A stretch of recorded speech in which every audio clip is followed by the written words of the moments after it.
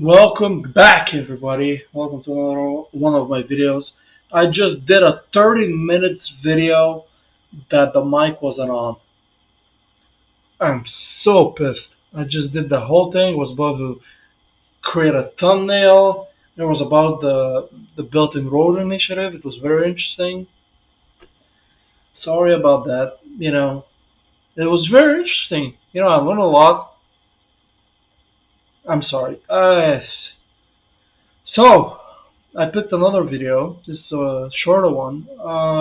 This is about the Satan-2, Vladimir Putin's hypersonic nuke. So, I'm sorry. I'm just so bummed out about the video. It was a long one. Anyways, we're gonna watch this. I hope you enjoyed. This is a video about a nuke. This is a video I know nothing about. The other video, the built-on world project, I knew about a little bit about. This I know nothing about. So we'll see. Hello everybody, welcome back to Mega Projects. I can't believe that the title of this one is actually Satan-2. That's amazing. Also amazing, today's video sponsor Keeps. Did you know that 2 out of every 3 America? Time deal, link below. If there was one thing that the world really could do without these days, it's a sequel to the arms race. But if you look at the monsters that are reported Jesus Christ out of the Russia recently, you'd be forgiven for thinking that we'd somehow travel back to the early 1960s. When Russian President Vladimir Putin took the stage at the Federal Assembly in Russia in 2018, he announced to the world that his nation had developed a new superweapon that he referred to as Invincible. Brilliant. A hypersonic, intercontinental ballistic missile capable of evading traditional detection systems and hitting any location on the planet with next to no warning. An example attack played out through animated video at the Federal Assembly even Tell me it hits New York. Strike on the old enemy, the United States. Of course. What are you up to, Russia? That is some scary shit.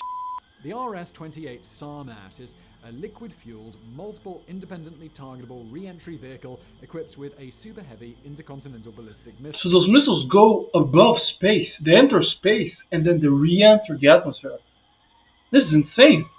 Oh my god, that is a massive mouthful. I can see why it's just nicknamed Satan-2, right? Dude, in simplistic terms, it's a great name. missile which eventually splits up to reveal numerous smaller warheads inside.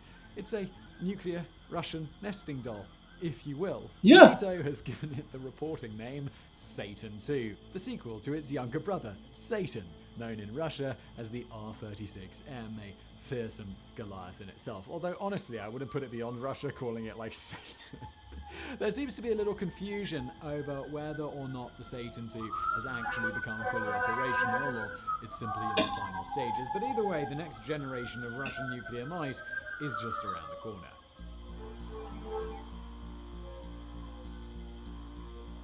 Now, I'm not going to go into too much detail over the first arms race. Yeah, the first arms race, I heard a lot about it.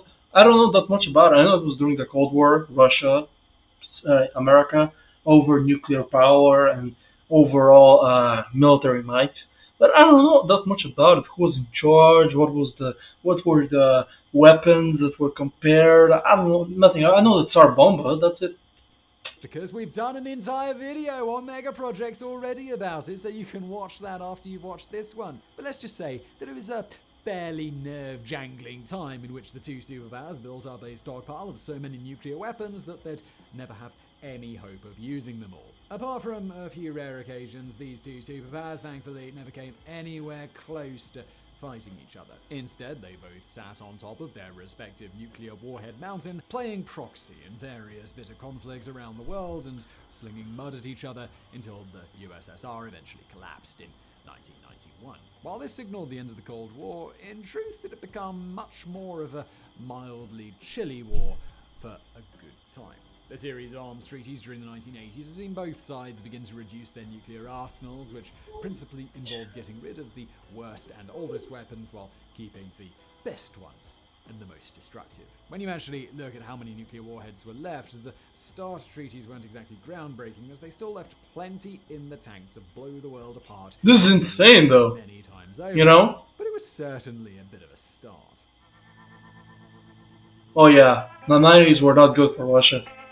Another topic that we're not going to spend a lot of time on today is the collapse of the Soviet Union, Yeah, because it's guess horrible. what? We've done a whole Mega Projects video about that too. We really cover everything. How is that even a mega project? I don't even know what this channel's about anymore. But we do need to touch on it quickly because it does lead to what we're talking about today. After the USSR finally splintered apart, Russia was left in a dicey situation. Suddenly, the bluster was well and truly gone and the country faced significant economic problems. The road from communism to capitalism and a market economy for the largest country on the planet was fraught with difficulties, and at times Russia faced real economic collapse. Goods began disappearing from shelves, the GDP dropped by a sixth in 1991 alone, and the Russian government resorted to printing money just to keep up. The 1990s were a bleak period, but if you can say one thing about the Russians, it's that they were a ferociously hardy bunch, and slowly the nation began to pick itself up. Now all they needed was an uber-manly commander-in-chief who'd ride in, bare-chested on horseback, of course, to restore the glories of the Russia. I've seen that. My bad.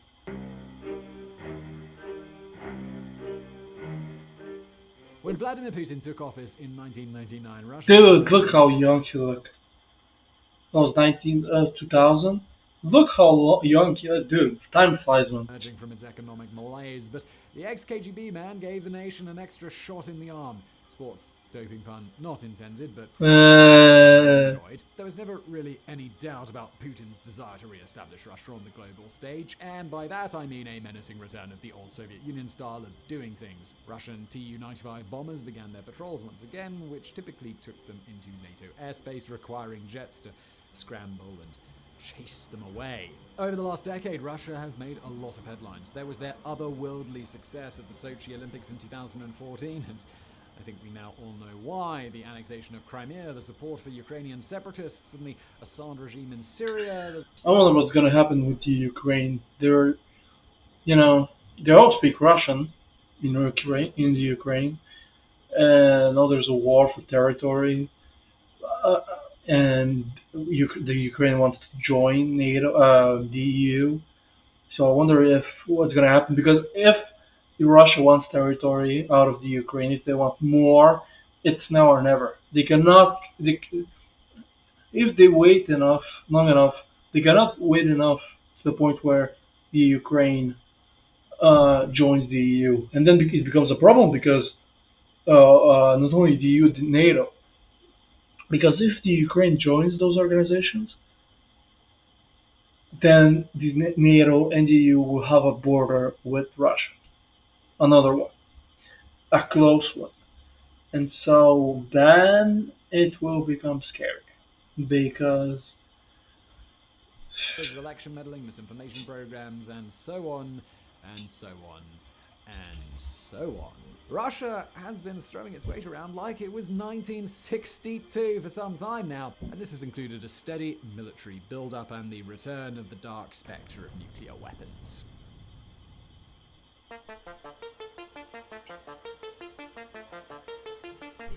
Now, of course, nuclear weapons never went away. Since the 1960s, there's been plenty of nukes just lying around, and while the fall of the USSR may have slowed things down for a while as Russia stepped away from the top table temporarily, the country always maintained a hefty number of civilization-ending devices. Hypersonic missiles are quickly becoming all the rage, and a few nations are currently battling it out to be top dog. Russia, the United States, and China. No shocks there. Traveling at least 5 times the speed of sound and likely much more, harder to detect and intercept, and with a massive punch capable of burrowing down deep into even the most seriously reinforced building or aircraft carrier, hypersonic missiles certainly sound like something we should be worrying about.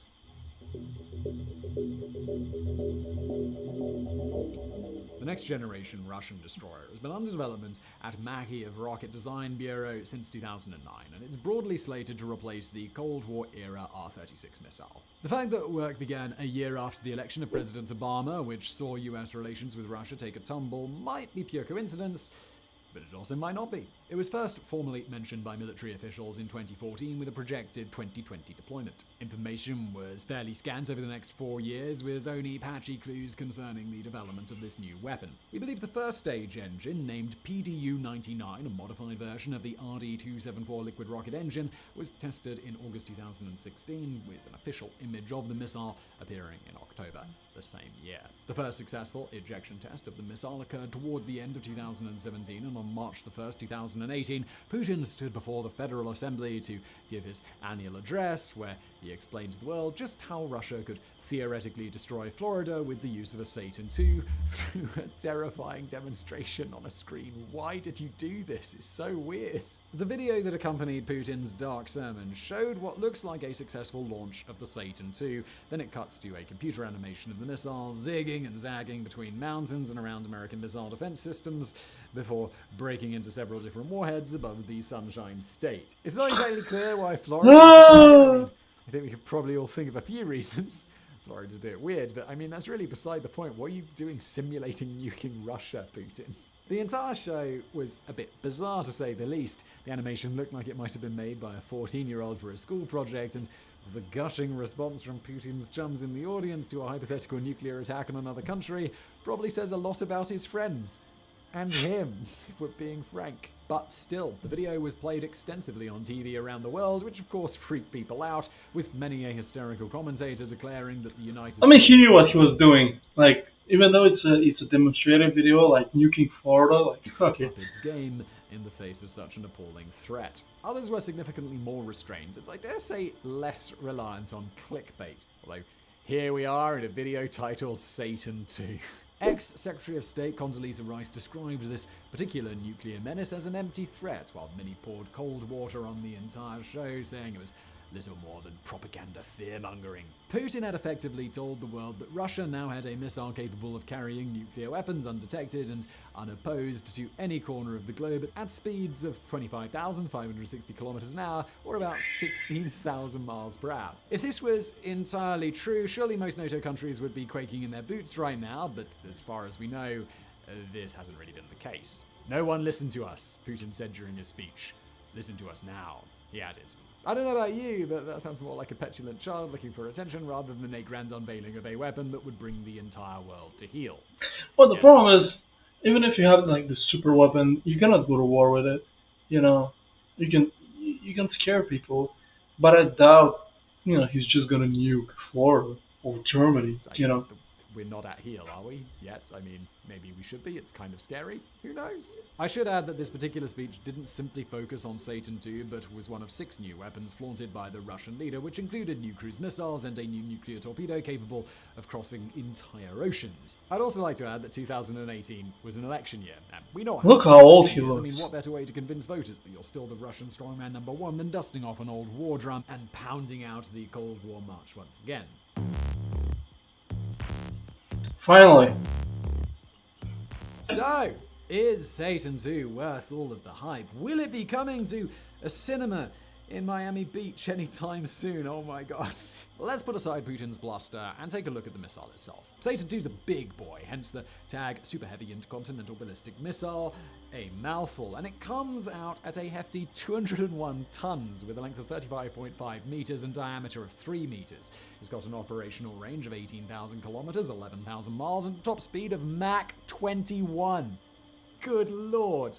It's 20.7, but I rounded up. Unlike traditional intercontinental ballistic missiles, which travel up and then down along a well-determined arc, the Satan-2 uses a much shallower trajectory, and the Russians claim that it can weave close to the ground and therefore evade Florida's much-touted missile defense system. Russian media has also reported that it can fly over either the North or South Pole, adding an extra degree of surprise when it lands in America. Or we can only assume that the Americans and their impressive missile defense system had never thought of this crazy possibility. Although, honestly, I get a feeling they have, because it's a super fast missile. Missiles have been getting faster. Probably thought of it, right? At least thought of it. Someone's brought it up. As I mentioned at the start of this video, in what was an absolute mouthful that took about 17 takes, the Satan-2 is also a multiple independently targetable re-entry vehicle, or MIRV, meaning that once it gets near to its target, the missile breaks into 10 to 15 separate warheads, each capable of acting like an independent cruise missile and each packing a 750 kiloton warhead.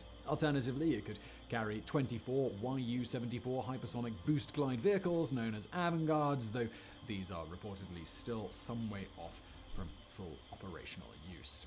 In theory, a single Satan-2 could deploy a combined nuclear attack with the equivalent of 8 megatons of TNT, which is around 400 times more powerful than either of the bombs dropped on Japan at the end of the Second World War. Putin's claim that the Satan-2 is invincible is faintly plausible, in theory. We don't know enough about this weapon to get an accurate idea of how exactly the Satan-2 would be able to weave smoothly through the most sophisticated missile defense system on the planet, as it did in the animated video. The Russian claim that the missile can take an unpredictable route is about as clear as Putin's real net worth, and certainly we are hard bashing on Putin. Oh my. 3 days later, he's dead. It's entirely likely that several of the warheads aren't actually weapons at all, but rather countermeasures designed to fool anti-missile systems. Perhaps only 5 or 6 of the separate missiles would carry a warhead, and the rest are simply there to cover the scent. Another option might be that the Satan-2 comes with warhead cooling systems that can be used to confuse heat-seeking missile systems. Unfortunately, we just don't know. So we're just taking a guess. Sometimes it's what we have to do.